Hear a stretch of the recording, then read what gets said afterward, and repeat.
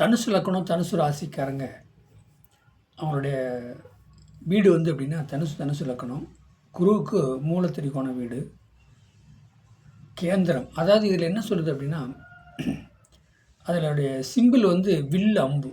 அப்போ அந்த தனுசு லக்கணம் தனுசு ராசிக்காரங்க யாராக இருந்தாலும் சரி, ஒரு இலக்கை நோக்கிட்டாங்கன்னு வச்சுங்க, பின்வாங்கவே மாட்டாங்க.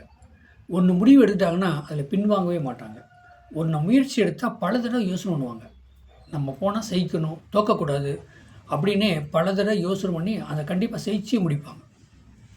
செய்க்காமல் விட மாட்டாங்க. அதாவது தனுசு ராசி தனுசு லக்கணத்துக்காரங்க அனைவருமே பார்த்திங்கன்னா ஒரு இலக்கை நோக்கி தான் பாய்வாங்க. அதனுடைய சிம்பிளே பார்த்திங்கன்னா உங்களுக்கு புரியும். வில் அம்பு, அப்படியே வில்ல உங்களுக்கு அம்பு ஏந்திர மாதிரியே தான் இருக்கும். ஒரு குதிரை பாதி உடம்பு, ஒரு மனித உடம்பு, குதிரை தலை பாதி மனித உடம்போட வில் அம்பு ஏந்தி இருப்பாங்க. ராமர் கையில் பாருங்களா வில். அவர் ஒரு இலக்கை நோக்கிட்டார்னா அதை அடையாமல் விட மாட்டார், அதை செய்க்காமல் விட மாட்டார். அதனால் வந்து தனுசு லக்கணம் தனுசு ராசிக்காரங்க யாராக இருந்தாலும் சரி, எதையும் யோசனை செய்வாங்க. எதை என்ன பண்ணணும், ஏது பண்ணணும், நம்ம எந்த பிரச்சனையில் மாட்டிக்கூடாது, நம்ம செய்யணும் அப்படிங்கிற ஒரு இலக்கு நோக்கியே தான் பயணிப்பாங்க. அந்த இலக்கு நோக்கியே பயணிக்கும் போது பார்த்திங்கன்னா அவங்க வந்து செய்கிறாங்க. தனுசு லக்கணம் தனுசு ராசிக்காரங்க யாருமே. ஆனால் உபயராசி தான். உபயராசினா 7 குடையை சொல்லக்கூடாது புதனாக இருக்குது. ஏன்னா மனைவி சார்ந்த ஒரு சம்மந்தப்பட்டது கொஞ்சம் பிரச்சனைனாலும் ஒரு சில காரியங்கள்லாம் பார்த்திங்கன்னா அவங்க நினச்சாங்கன்னா முடிச்சு காட்டுவாங்க. அதே நேரத்தில் லக்னாதிபதி மேசத்தில் இருந்தாலும் சிம்மத்தில் இருந்தாலும் 4ஆம் இடத்துல குரு வீடு, அதாவது மீன ராசி மீன லக்கணத்தில் இருந்தாலும் செய்ப்பாங்க. தனுசு லக்கணாதிபதி குரு 4ஆம் இடத்துல இருந்தால் தன்னுடைய சொந்த வீடு, லக்கணத்தில் இருந்தால் சொந்த வீடு, மேசத்தில் இருந்தால் 5ஆம் இடம் பூர்வ புண்ணியம் கண்டிப்பாக செய்ப்பாங்க. அதே 9ஆம் இடம் சிம்மமாக வரும் என்னங்க, அங்கே இருந்தாலும் அந்த தனுசு லக்கணம் தனுசு ராசிக்காரங்க செய்ப்பாங்க. இலக்கு நோக்கியே போவாங்க. எதையுமே யோசனை பண்ணுவாங்க. ரொம்ப டேலண்ட்டு திறமை இருக்கும். பப்ளிக்கில் வண்டி வாகனம் மோட்டரை கொடுத்து பாருங்கள், அப்படியே சும்மா பிச்சுட்டு போயிட்டே இருப்பாங்க. எந்தெந்த ஊர் எந்தெந்த சிட்டியாக இருந்தாலும் சரி, எங்கே போயிட்டு எப்படி வரணும் அப்படிங்கிற அந்த டேலண்ட் இருக்கும். அந்த டேலண்ட்டை எப்படி இறைவன் கொடுத்துட்டான்னா, தனுசு லக்கணம் மேசராசி காலப்புருஷனுக்கு 9ஆம் இடம்.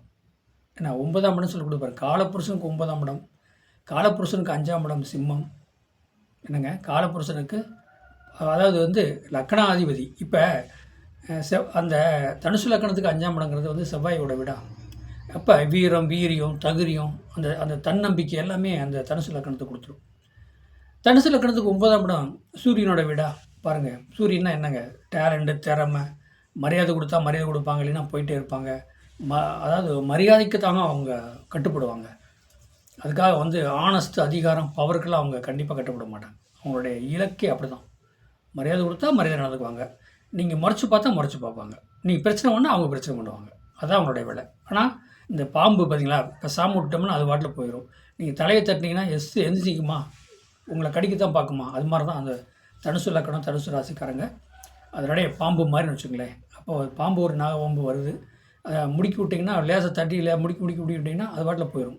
அது ஒரு பக்கம் வழி தெரிஞ்சால் ஓடி போயிடும். இல்லைன்ட்டு போய் குறுக்கு எதுக்கு நின்று தலையில் அடிச்சிங்கன்னு வச்சுக்கோங்க, எந்திரிச்சு நிற்கும் சல்லுன்ட்டு. உங்களை போட்டு பார்க்கணும்னு ஆசைப்படும். புரியுதுங்களா? அதனால் வந்து தனுசு லக்கணம் தனுசு ராசிக்காரங்க வந்து மான மரியாதையோடு வாழணும்னு ஆசைப்படுவாங்க. மரியாதைக்கு கட்டுப்படுவாங்க. டேலண்ட்டு திறமை அவங்ககிட்ட இருக்குது. எதையும் ஒரு இலக்கை நோக்கிட்டாங்கன்னா கண்டிப்பாக செய்ப்பாங்க. செய்யக்கூடிய வல்லமை திறமை இடமை எல்லாமே இருக்குது. எப்படி கேட்டிங்கன்னா, காலப்புருஷனுக்கு 9ஆம் இடம் குரு வீடு. அப்போ காலப்புருஷன் லக்கணாதிபதினு சொல்கிறது செவ்வாய், 5 கூடவே சூரியன், 9 கூடயும் குரு. அப்போ திரிகோண வீடு எப்படி இருக்குது பார்த்தீங்களா? செய்க்க பிறந்தவங்க. புரியுங்களா? வில் அம்பு அவங்களுடைய சிம்பிளே. எதையுமே ஒரு இலக்கை நோக்கி வில் அம்பு விட்டாங்கன்னு வச்சுங்க, கண்டிப்பாக செய்யும். வாழ்க வளமுடன். வாழ்த்துக்கள். என்னோடய சேனலை சப்ஸ்கிரைப் பண்ணுங்கள், பெல் பட்டன் ஆன் பண்ணுங்கள், மற்றவங்களுக்கு ஷேர் பண்ணுங்கள். என்னுடைய ஃபோன் நம்பர் 95 14 77 10 72. இந்த நம்பருக்கு நீங்கள் வாட்ஸ்அப்பில் சாதகம் அனுப்புங்க, தெளிவாக பேசப்படும். வாழ்க வளமுடன்.